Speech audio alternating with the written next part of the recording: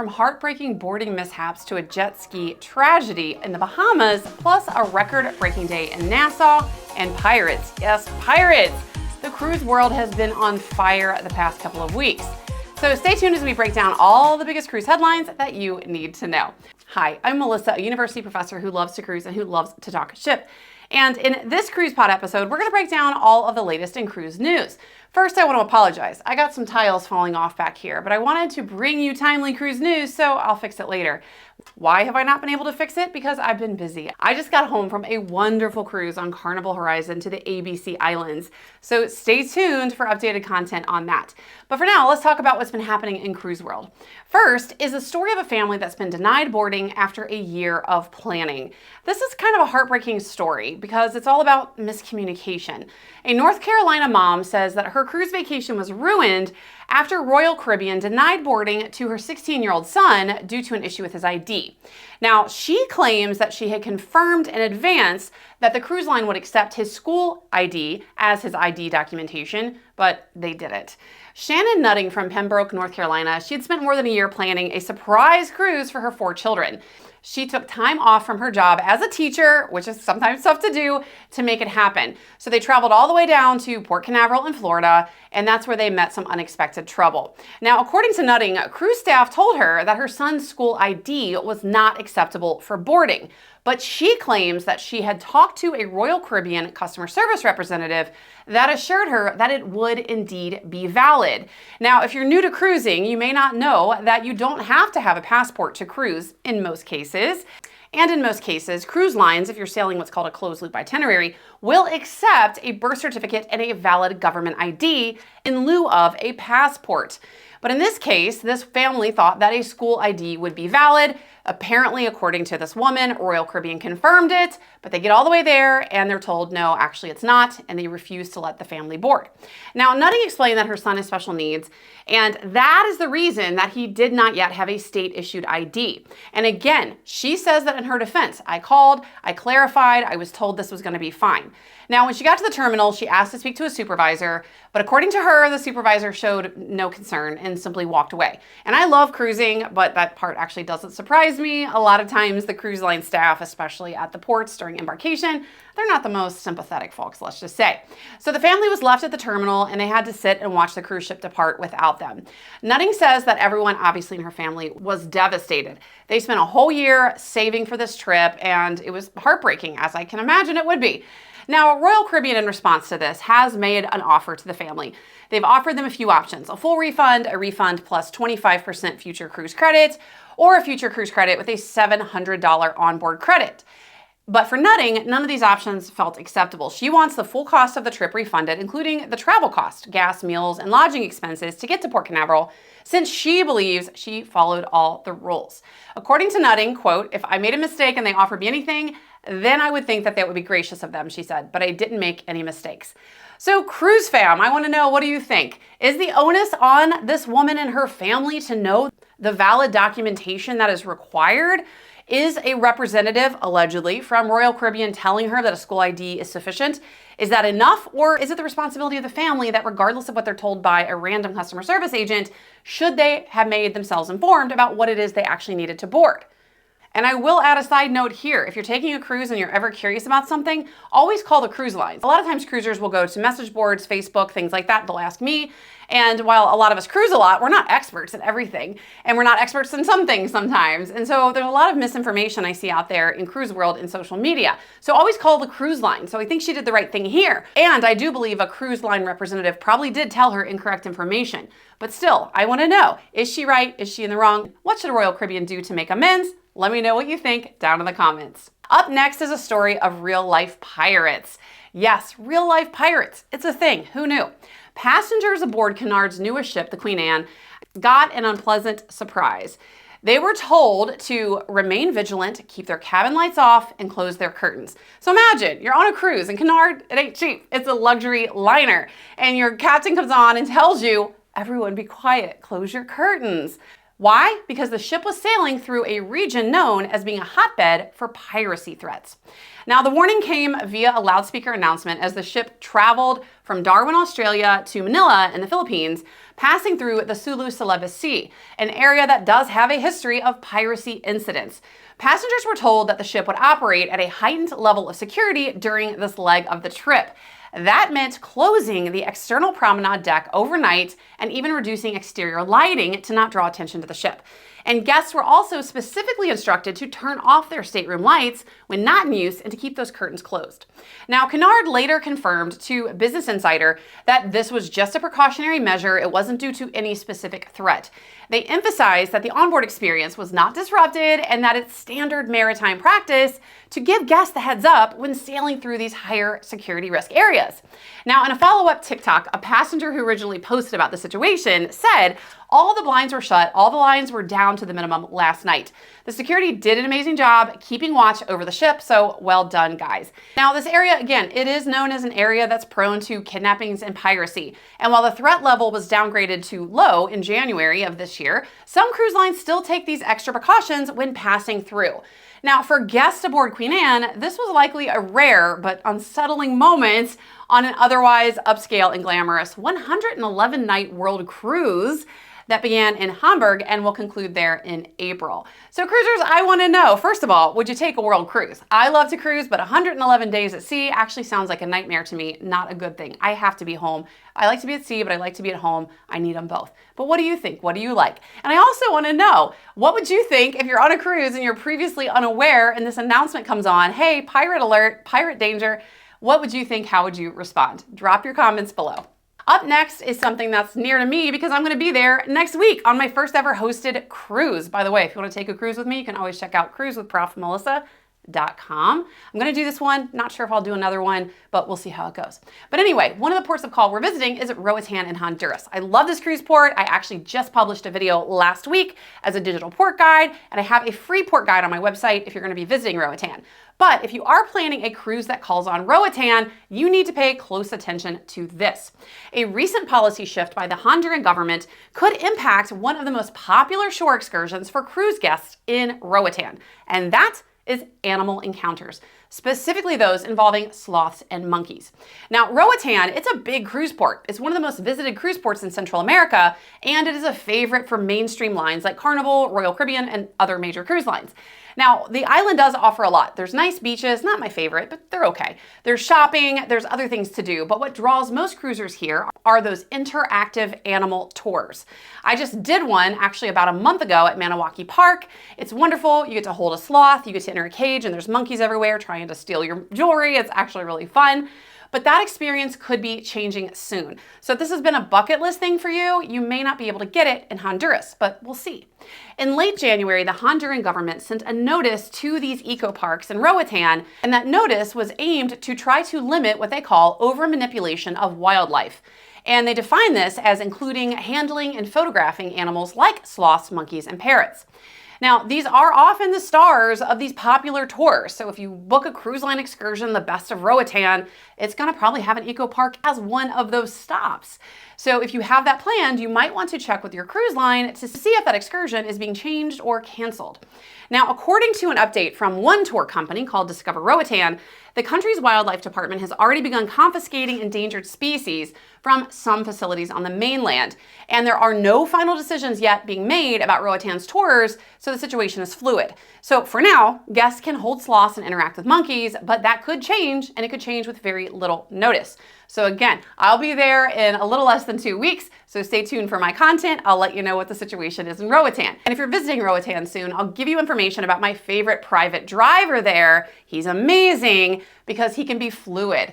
If these restrictions go into effect, he can quickly pivot and take you anywhere you want to go on the island and still make sure you have a wonderful visit in Roatán. So make sure you check that out.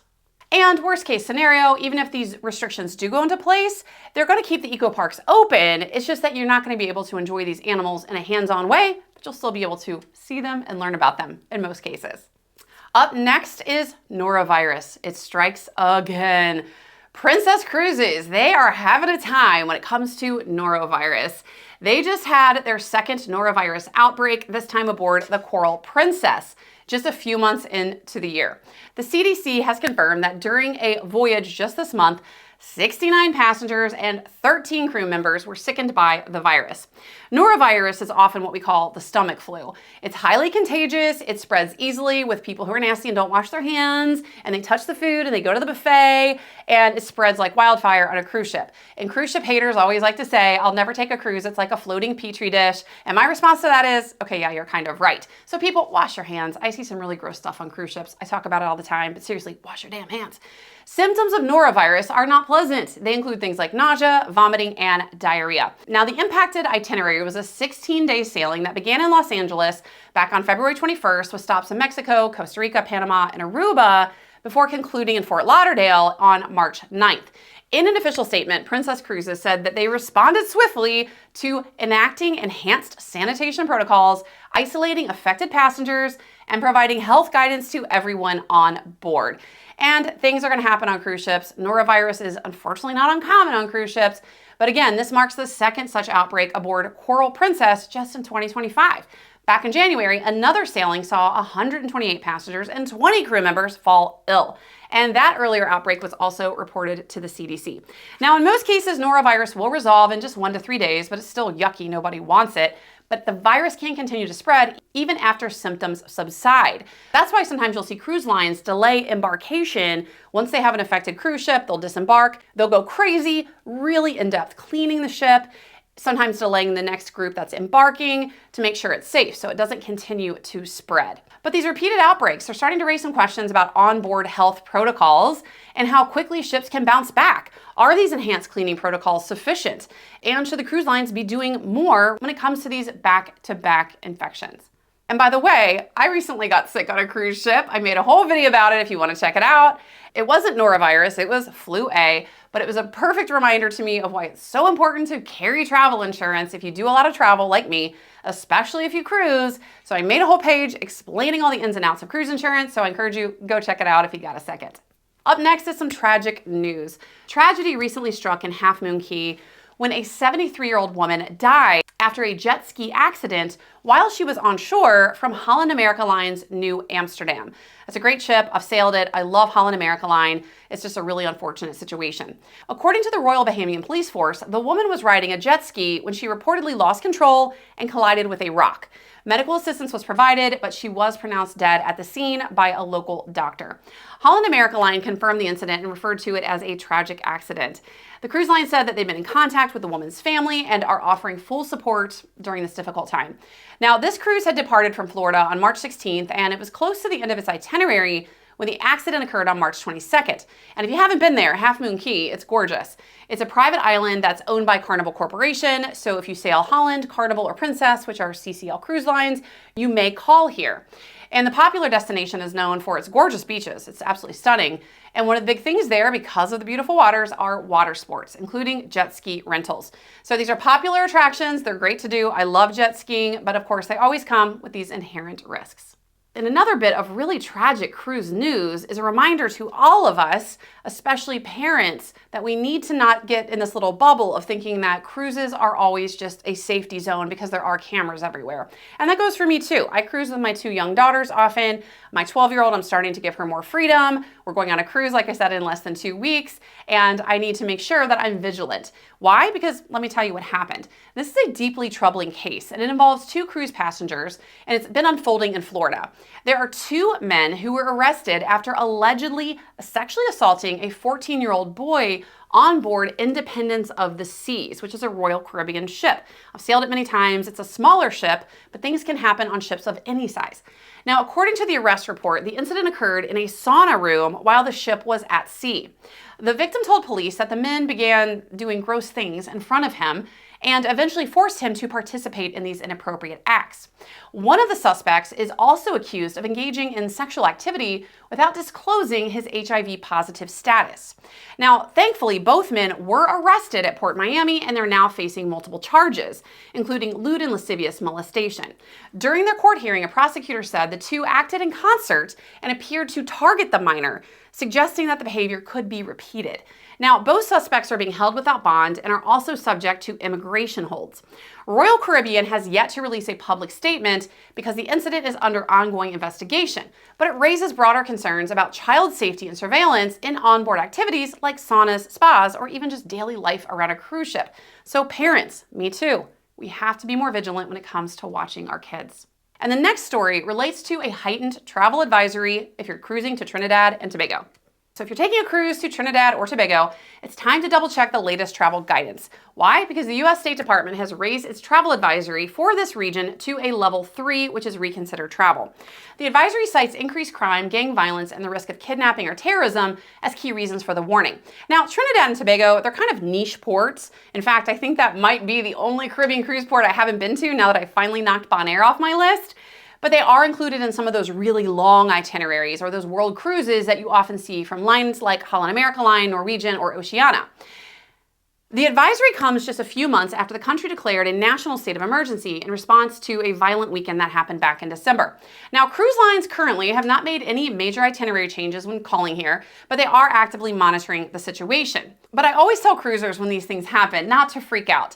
Take it with a grain of salt. Why? Because the State Department is always issuing warnings, like level 2 warnings, to popular destinations that I find incredibly safe and tourist friendly, like Nassau, Bahamas, Costa Rica, and Belize. So look at really what that means and consider your risk. And if you're sticking to the touristy areas, chances are you're not going to have an issue. And speaking of Nassau, one of my favorite cruise ports that people absolutely seem to hate, by the way, I have a whole video about it you can check out here, it just broke a single day passenger record. On March 11th, Nassau Cruise Port welcomed a whopping 30,538 passengers in a single day, its highest ever. Now, that sounds like something to celebrate, but for me as a cruiser, it sounds like a freaking nightmare. There were 6 ships docked simultaneously, putting the port at capacity, including some big ships like Royal's Utopia of the Seas, but also some of their smaller ships like Independence, along with MSC Seaside, which is a monster, and Disney Dream. 4 of these vessels arrived at 8 a.m. and remained docked for at least 8 hours, so a lot of the ships had a really long call there. Now, the CEO of Nassau Cruise Port, Mike Mara Jr., called it an incredible achievement and did all the praise. And this is really a big feather in Nassau's cap because they've always kind of had a bad reputation, but they did a $330 million renovation back in 2023. And I tell you, if you haven't been to Nassau since then, it has like a new life. It's so much better. The improvements are significant. I personally love it. I don't think that the issue with the aggressive vendors is as bad as everybody says it is, or at least that it used to be.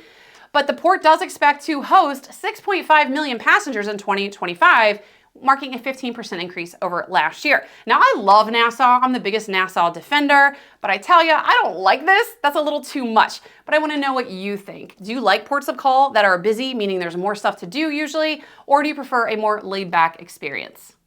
And finally, a construction milestone for Disney Cruise Line. The new Disney Destiny ship has officially set afloat at the Meyer Werft shipyard in Papenburg, Germany.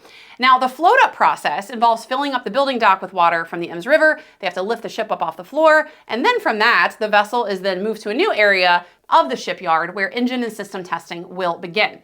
Destiny's maiden voyage is scheduled for November of this year, departing from Port Everglades in Fort Lauderdale. Now, this ship, if you sail Disney, you know they like to theme their ships, and this one will carry a heroes and villains theme, featuring characters from The Lion King, Hercules, and 101 Dalmatians. You've got Minnie Mouse, she'll be styled as a hero, and she will wear her signature bow. With more Disney ships on the horizon, Destiny's debut is expected to generate a lot of excitement, especially as the cruise line continues expanding its presence at Port Everglades, which is kind of like the sometimes forgotten little sister of Port Miami. And that wraps up the latest in cruise news. It's a lot in the last couple of weeks, and a lot of kind of interesting and tragic stuff.